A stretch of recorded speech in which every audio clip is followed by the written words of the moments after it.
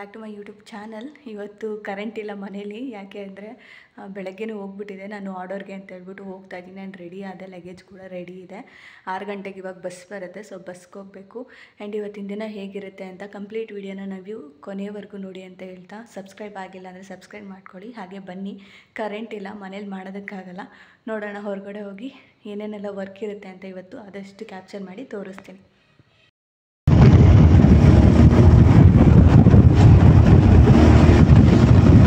Bus ಸ್ಟಾಪ್ಗೆ husband ಬಿಟ್ಟರು. ಆದರೂ 8:15 ಆದರೂ ನಂಗೆ ಬಸ್ಸಸ್ ಕರೆಕ್ಟಾಗಿ ಸಿಗಲೇ ಇಲ್ಲ. ಸಂಡೇ ಆಗಿದ್ದರಿಂದ ಆ ಕಡೆಯಿಂದನೇ ಪೂರ್ತಿ ರಶ್ ಆಗ್ತಾಯಿದ್ರು.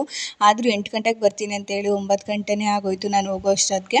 ಆ್ಯಂಡ್ ಹೋಗಿದ ತಕ್ಷಣ ಸ್ಯಾರಿ ಎಲ್ಲ ಕೊಟ್ಟರು, ಅದನ್ನು ಕೂಡ ಪಿನ್ ಮಾಡಿಕೊಂಡು. ಆ್ಯಂಡ್ ಬ್ರೈಡ್ ಬಂದ ಮೇಲೆ ಅವ್ರಿಗೆ ನಾನು ಸ್ಯಾರಿ ಎಲ್ಲ ಉಡಿಸ್ಬಿಟ್ಟು ಇವಾಗ ಸ್ಕಿನ್ ಪ್ರಿಪ್ರೇಷನ್ ಮಾಡ್ಕೋತಾ ಇದ್ದೀನಿ. ಫಸ್ಟು ವೆಟ್ ಟಿಶ್ಯೂಲಿ ನಾನು ಒರೆಸ್ಕೊಳ್ತಾ ಇದ್ದೀನಿ ಅವ್ರ ಫೇಸ್ ವಾಶ್ ಮಾಡಿದ್ರು, ಆದರೂ ಕಾಜಲ್ ಲಿಪ್ಸ್ಟಿಕ್ ಎಲ್ಲ ಹಾಗೆ ಇತ್ತು.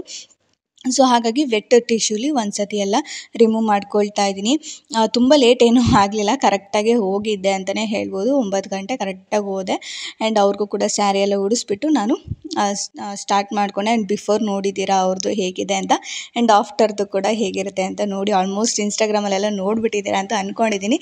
ಯಾಕಂದರೆ ಪೋಸ್ಟ್ ಮಾಡಿದ್ದೀನಿ, ಒಂದು ರೀಲ್ಸು ಫೋಟೋಸ್ ಎಲ್ಲ ಅಪ್ಲೋಡ್ ಮಾಡಿದ್ದೀನಿ. ತುಂಬಾ ಕಾಮಾಗಿ ಕೂತ್ಕೊಂಡು ಪೇಷನ್ಸಿಂದ ಆ್ಯಂಡ್ ಮಾಡಿಸ್ಕೊಂಡ್ರು ಅಂತಲೇ ಹೇಳ್ಬೋದು. ಹೇಳಬೇಕಂದ್ರೆ ನಾನ್ ಬ್ರೈಡಲ್ ಮೇಕಪ್ ಅವರು ನನಗೆ ಬುಕ್ ಮಾಡ್ಕೊಂಡಿದ್ದು. ಆದರೆ ಎಲ್ಲನೂ ಕರೆಕ್ಟಾಗಿ ಜ್ಯುವೆಲ್ಸು, ಸ್ಯಾರಿ ಪ್ರತಿಯೊಂದು ನಾವು ಮ್ಯಾಚ್ ಮಾಡಿದ್ರೆ ಸಖತ್ತಾಗಿ ಕಾಣಿಸ್ತಾಯಿದ್ರು ಅವರು. ಒಂಥರ ನಾನ್ ಬ್ರೈಡಲ್ ಮೇಕಪ್ ಅಂತಲೇ ಅನ್ನಿಸ್ತಾ ಇಲ್ಲ, ಬ್ರೈಡ್ ಮೇಕಪ್ ಥರನೇ ಅನಿಸಿದ್ದು. ಆದರೆ ನಾನು ಬ್ರೈಡ್ ಮೇಕಪ್ ಥರನೇ ಮಾಡಿದೆ. ಯಾಕಂದರೆ ಇದ್ರದ್ದು ಅಲ್ವಾ ಫಂಕ್ಷನ್ನು, ಅಂದರೆ ಬೀಗ್ ರೂಟದ ಫಂಕ್ಷನ್ನು. ಅವ್ರು ಹೇಳ್ತಾಯಿದ್ರು ಮದುವೆಲಿ ಫುಲ್ಲು ಬೂದು ಮಾಡಿಬಿಟ್ಟಿದ್ರು, ನನಗೆ ಇಷ್ಟ ಆಗಿರಲಿಲ್ಲ, ಹಾಗಾಗಿ ಸ್ವಲ್ಪ ಚೆನ್ನಾಗಿ ಮಾಡಿಕೊಡಿ ಅಂತ ಹೇಳಿದ್ರು. ಹಾಗಾಗಿ ನಾನೇನು ಮಾಡಿದೆ, ನಾನ್ ಬ್ರೈಡಲ್ ಮೇಕಪ್ ಕೇಳಿದ್ರು, ನಾನು ಬ್ರೈಡಲ್ ಮೇಕಪ್ನೇ ಮಾಡಿದೆ. ಯಾಕಂದರೆ ಅವ್ರಿಗೆ ಪಾಪ ಆ ಥರ ಹೇಳಿದ್ರು, ನನಗೆ ಬೂದು ಕಾಣಿಸ್ತಾಯಿದ್ರು, ಎಲ್ಲರೂ ಬೈತಾಯಿದ್ರು ಈ ಥರ ಮಾಡಿಸ್ಕೊಂಡಿದ್ಯಾ ಅಂತ ಹೇಳ್ಬಿಟ್ಟು. ಅಟ್ಲೀಸ್ಟ್ ಇವತ್ತಾದರೂ ಚೆನ್ನಾಗಿ ಮಾಡಿಕೊಡಿ ನನಗೆ ಅಂತ ಹೇಳಿದ್ರು. ಹಾಗಾಗಿ ನಾನ್ ಬ್ರೈಡಲ್ಲೇ ಮೇಕಪ್ ಮಾಡೋಣ ಅಂತ ಹೇಳ್ಬಿಟ್ಟು ಮಾಡ್ತಾಯಿದ್ದೀನಿ. ಆ್ಯಂಡ್ ಆಲ್ಮೋಸ್ಟ್ ಅರ್ಧ ಮೇಕಪ್ ಅಂದರೆ ಬೇಸಿಕ್ ಎಲ್ಲ ಮುಗಿಸ್ಕೊಂಡು ಇವಾಗ ಪೌಡರ್ನ ಸೆಟ್ ಮಾಡ್ತಾಯಿದ್ದೀನಿ. ವಿಡಿಯೋ ಎಷ್ಟಾಗುತ್ತೆ ಅಷ್ಟನ್ನು ಮಾತ್ರ ಕ್ಯಾಪ್ಚರ್ ಮಾಡ್ಕೊಂಡಿದ್ದೀನಿ. ಯಾಕಂದರೆ ಮಕ್ಕಳೆಲ್ಲ ಓಡಾಡ್ತಾಯಿದ್ರು, ಅವರು ಕೂಡ ಬಂದು ಕ್ಯಾಮ್ರಾ ಮುಂದೆ ಎಲ್ಲ ನಿಂತ್ಕೊಂಡೆಲ್ಲ ಮಾಡ್ತಾಯಿದ್ರು. 1-2 ಸತಿ ಆಫ್ ಹೋಗ್ಬಿಟ್ಟಿದೆ, ಯಾವಾಗ ಅಂತಲೇ ಗೊತ್ತಿಲ್ಲ. ನಾನು ನೋಡ್ಕೊಂಡು ವೀಡಿಯೋಸ್ಗಳನ್ನ ಮಾಡ್ಕೊಂಡಿದ್ದೀನಿ. ಪೌಡರೆಲ್ಲ ಸೆಟ್ ಮಾಡಿದ್ಮೇಲೆ ನಾನೇನು ಮಾಡಿದೆ, ನೆಕ್ಸ್ಟ್ ಐ ಮೇಕಪ್, ಲಿಪ್ಸ್ಟಿಕ್ ಯಾವುದಿತ್ತು ಅದನ್ನೆಲ್ಲ ಮಾಡಿಬಿಟ್ಟು ಹೇರ್ ಸ್ಟೈಲ್ನೂ ಕೂಡ ಮಾಡ್ಕೋತಾ ಇದ್ದೀನಿ.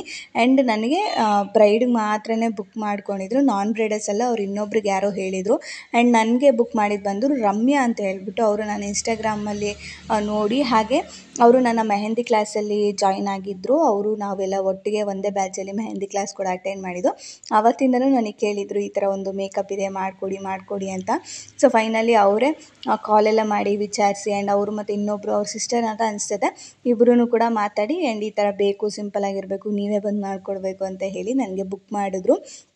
ಆಲ್ಮೋಸ್ಟ್ ಒಂದು ತಿಂಗಳು ಮುಂಚೆನೇ ಬುಕ್ ಮಾಡಿದರು ಅಂತ ಅನಿಸುತ್ತೆ.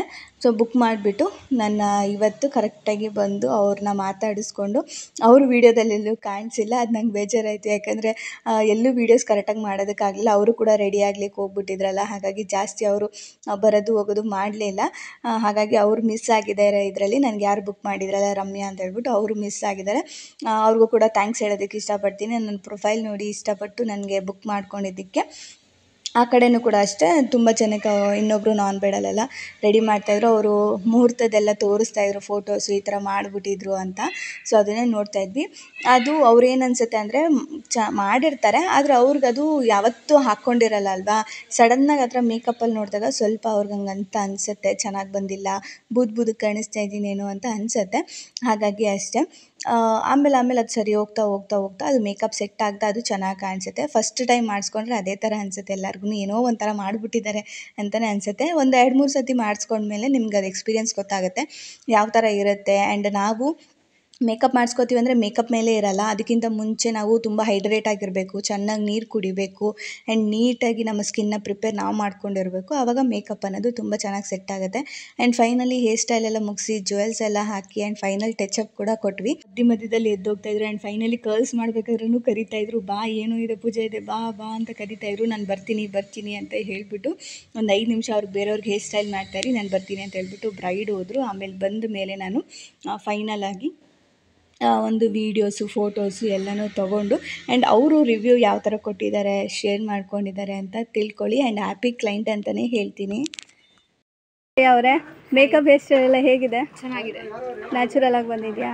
ನೀವು ಕೇಳಿದ ಹಾಗೆ ಇದೆಯಾ? ಹೌದು, ಹೇಳಿದ್ರು ಹಂಗೆ ಮೇಕಪ್ ಮಾಡ್ತೀನಿ. Thank you.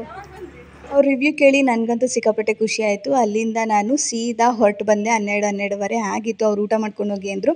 ಇಲ್ಲ, ನಾನು ದೇವಸ್ಥಾನಕ್ಕೆ ಹೋಗ್ತಾಯಿದ್ದೀನಿ, ಚಿಕನ್ ಎಲ್ಲ ತಿನ್ನಲ್ಲ ಅಂತ ಹೇಳ್ಬಿಟ್ಟು ನಾನು ಕೂಡ ಅಲ್ಲೇ ಅಟ್ಟಿಲಕ್ಕಮ್ಮ ಜಲಗೇರಮ್ಮ ದೇವಸ್ಥಾನ ಇದೆ, ಅಲ್ಲಿಗೆ ಹೋದೆ. ಯಾಕಂದರೆ ಇದು ನಮ್ಮ ತಂದೆ ಮನೆ ದೇವರು, ನಂಗೆ ತುಂಬಾ ಸ್ಪೆಷಲ್ ಅಂತಲೇ ಹೇಳ್ಬೋದು. ಇಲ್ಲಿಗೆ ಬಂದಾಗೆಲ್ಲ ಅಪ್ಪನೇ ನೆನಪಾಗ್ತಾರೆ.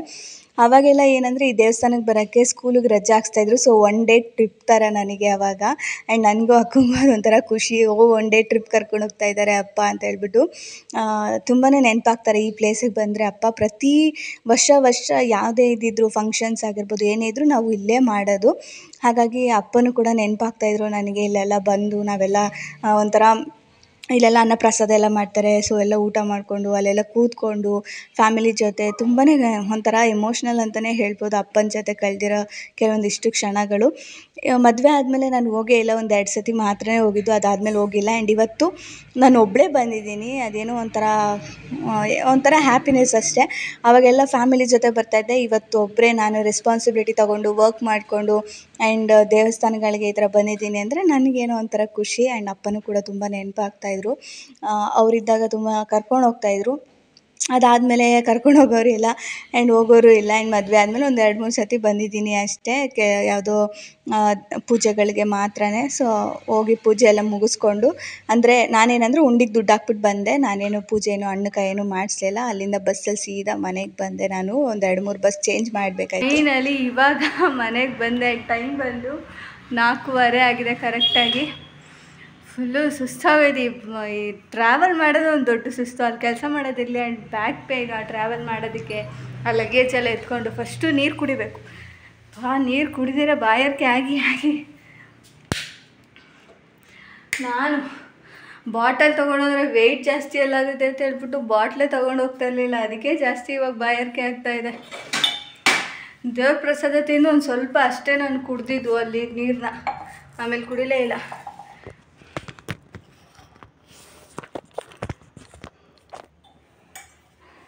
ಆ್ಯಂಡಿನ ಸಂಜೆ ಹೊರಗಡೆ ಹೋಗಬೇಕು ಇವಾಗ, ಒಂದು 5-6 ಗಂಟೆ ಅನ್ನಂಗೆ.